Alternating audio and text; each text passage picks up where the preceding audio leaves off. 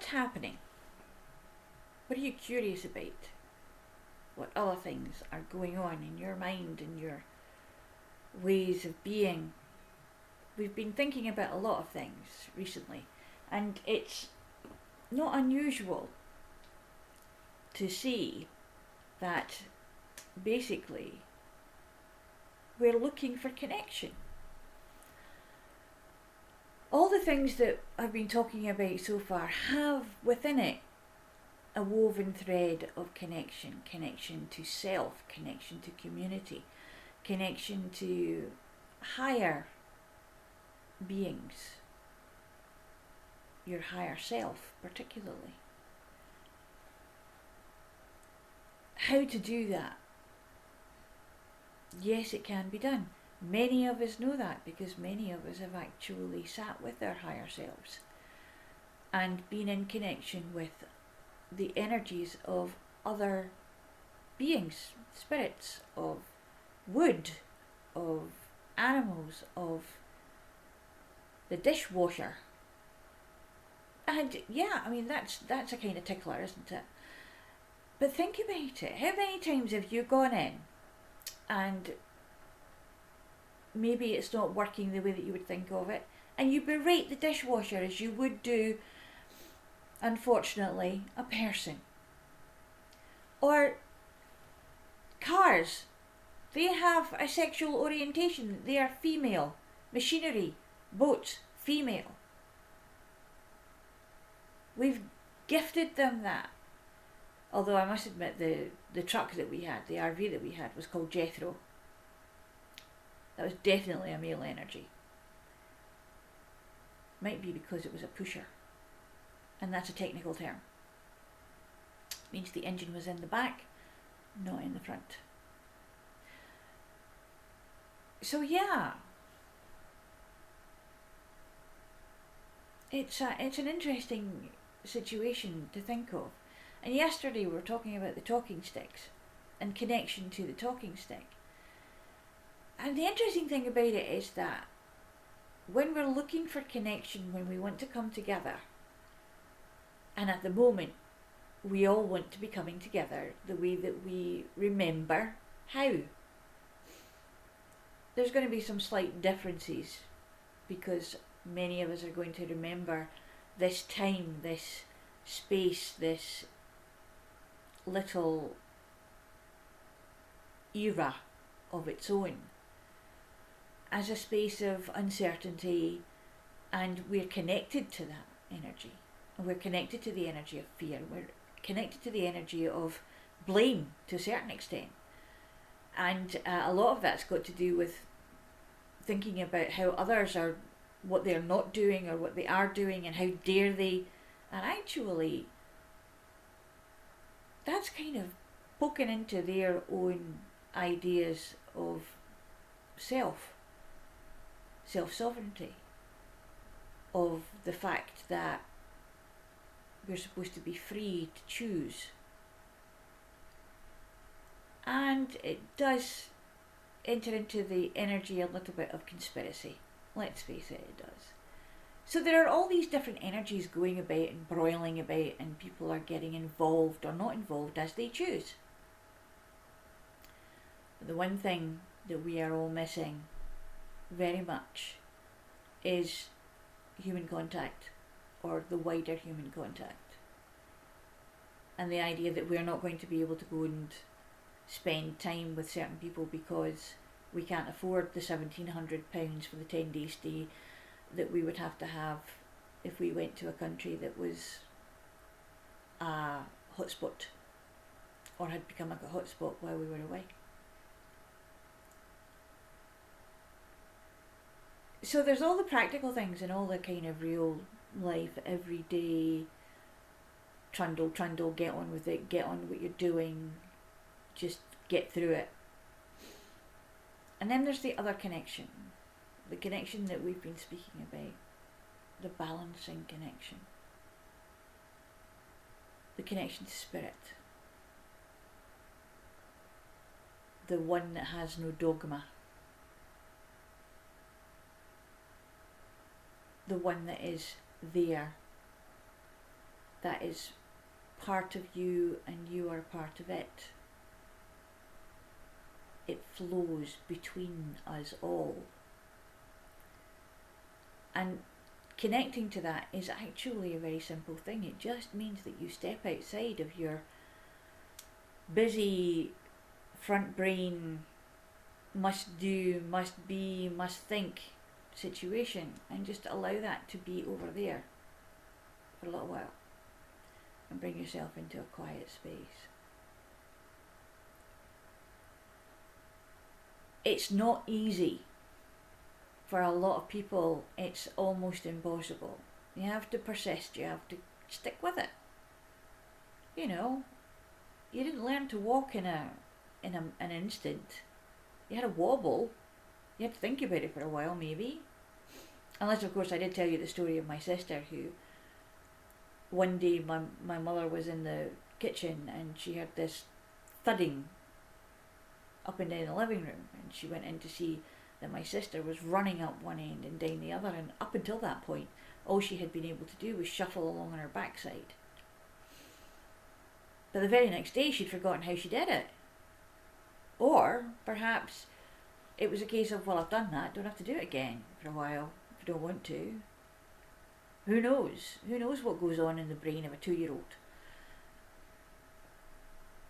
Because I can't remember really that much.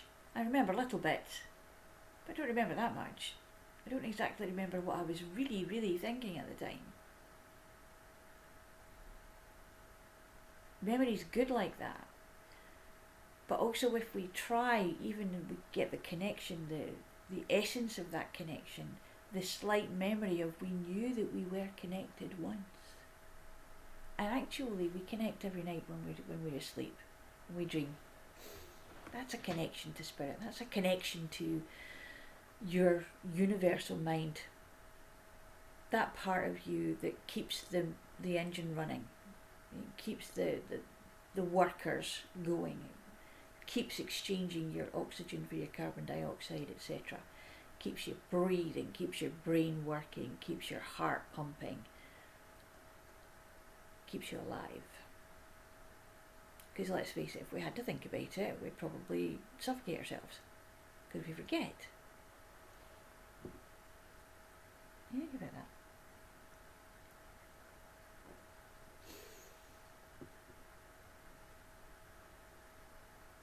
Mindfulness is part of it, and it's a big buzzword at the moment, and there's a whole lot of stuff going on about it. It's understanding the broad spectrum of mindfulness is very much different to the minutiae of mindfulness.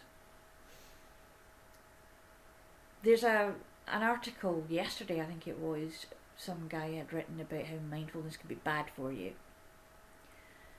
How it gets you trapped in that whirlwind tornado of what is going on that's less than positive in your life. And that is true. When you get into that little siphon, you're really in trouble if you stay there. But that's not what mindfulness is about. And I believe that that is possibly the issue. It's how people are perceiving the idea of mindfulness, and they're not looking at it or asking someone who actually understands what it is. And that can be a communication problem. Which brings me to something that happened a long time ago when I was at work.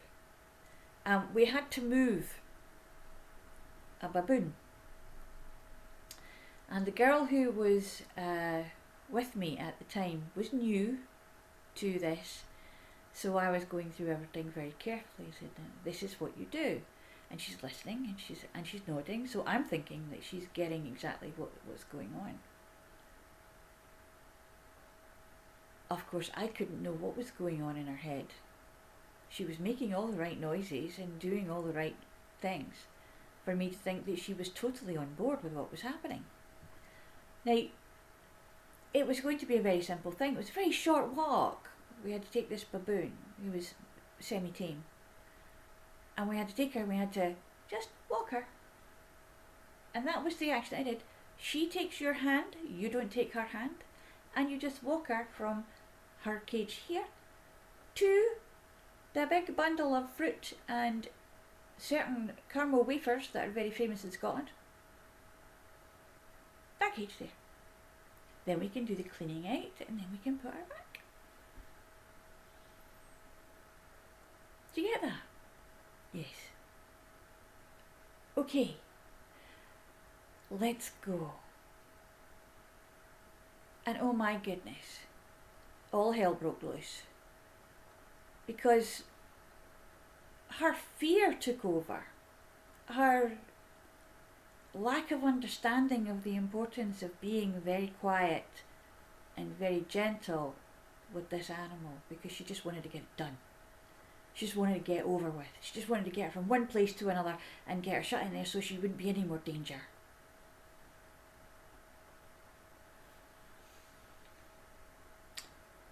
I wasn't hanging on to this animal because I was doing what I exactly had said. I was letting the animal hold on to me. And we were just going to walk, and suddenly the animal was in an arc, swaying and swinging towards the other girl. And the two of them face to face. Ah! You know, and baboons are interesting when they bare their teeth, because they got big teeth. So there was panic, and then there was more panic, and there was hair pulling, and there was things, and I couldn't actually do anything but touching the baboon, because she could have taken that as a sign of aggression and bitten the other girl. So I'm trying to say, get the biscuit from your pocket, get the biscuit from your pocket, give her a biscuit, give her a biscuit, because you always have treats in your pockets when you're working with animals. And it was like choirs of angels suddenly appeared, her face lightened up, and she thought, yes, I know exactly what I have to do. And she took her hand and she popped it in her pocket while this baboon is here doing the arrgh. And she pulled out her salvation from the pocket, but it was not a biscuit, it was a padlock.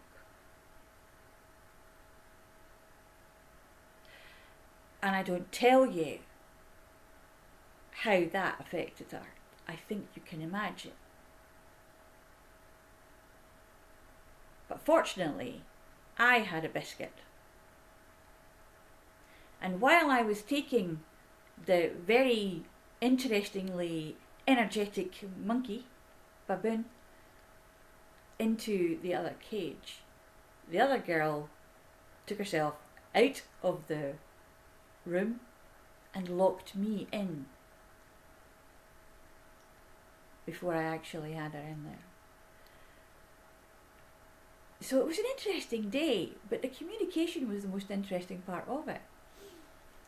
And it was more or less a case of, how could I not have explained that properly? How could I have explained it better? What was it that the other person heard that made the difference? So, yeah, communication and connection is a very interesting thing, and they can have quite separate spaces. So when we talk about connection, spiritual connection, and we talk about things like the talking stick that we were referring to yesterday, and the making of them, and have a course going on for that. That'll be out soon. It's about the connection between you and what you're doing, your focus. And when you have something to focus upon, it makes that connection much easier. I think so. Because when I'm doing it, I lose track of time. I am totally involved in the energy of the stick, or the painting, or the sewing, whatever it is I'm doing. I'm in there, and the whole world just disappears. And it's within that space that I get the idea of what the material I'm working on wants to be, wants to have on it, how it wants to be cut, how it wants to be designed, how it wants to be painted on, how it wants to be treated. And I know that if I take myself away from that and just think and look at a piece of wood and say, oh well, I'm just going to do that with it, oh my goodness, does that go wrong? So patience is definitely the thing that has to be your long suit when you're doing anything with crafts of any kind. But it's a wonderful patience because it is the essence of mindfulness, because your mind is full of what you are engaged in at the time. And that engagement is there, and the communication between you and your sovereign self is unmistakable. So think about a time when someone was listening to what you said but didn't hear it the way that you thought you said it. What happened there? And we'll talk a little bit more about the wonder of connection tomorrow. Take care.